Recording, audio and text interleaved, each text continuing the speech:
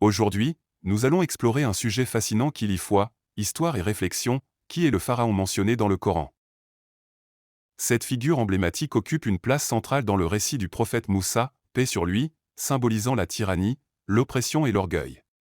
Pourtant, son identité précise demeure une énigme qui intrigue croyants et chercheurs depuis des siècles.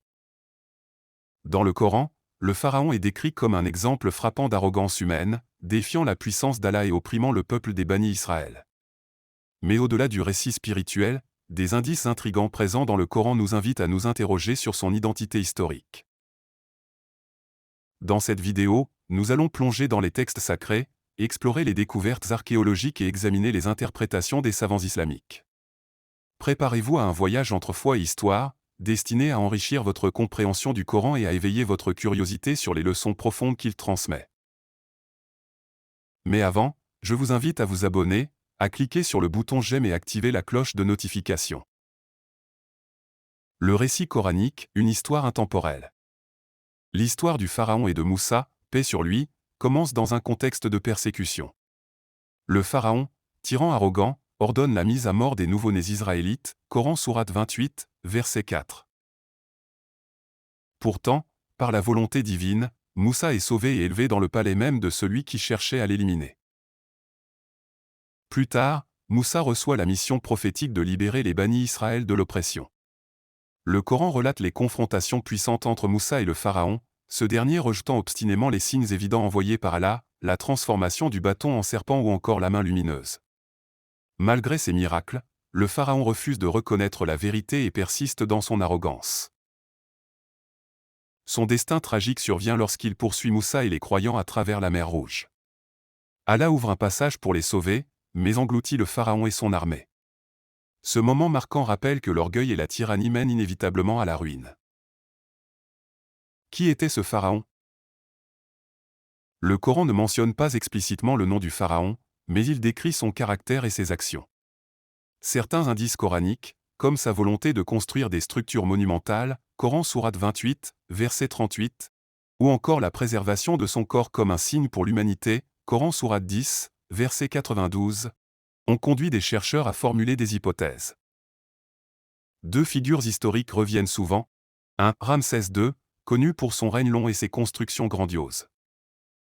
2. Emerempta, son successeur, dont la célèbre stèle mentionne Israël comme un peuple établi en Canaan.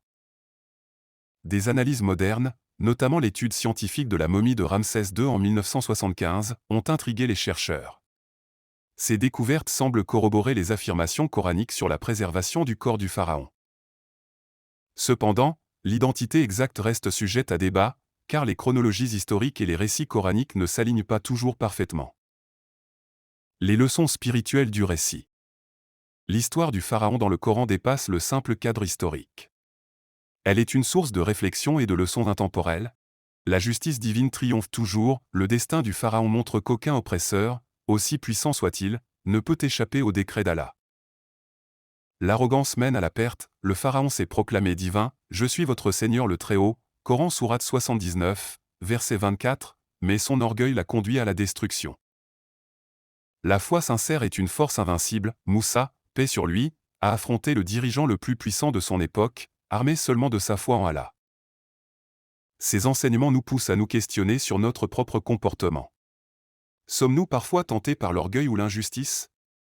Respectons-nous les droits des autres? Un rappel pour chaque époque. Le pharaon n'est pas qu'un personnage historique, il est un symbole intemporel de l'oppression et de l'orgueil. À travers lui, le Coran nous met en garde contre les dangers du pouvoir mal utilisé et nous invite à dénoncer les injustices, qu'elles soient individuelles ou systémiques. En tant que croyants, nous sommes appelés à suivre l'exemple de Moussa, paix sur lui, affronter les épreuves avec courage, foi et patience, tout en plaçant notre confiance en Allah. Conclusion. L'histoire du pharaon dans le Coran n'est pas seulement un récit du passé, mais un miroir pour chaque époque. Elle nous enseigne que l'oppression et l'arrogance mènent à la ruine, tandis que la foi, la justice et l'humilité conduisent au salut. Prenez un moment pour méditer sur ces enseignements et appliquez-les dans votre vie.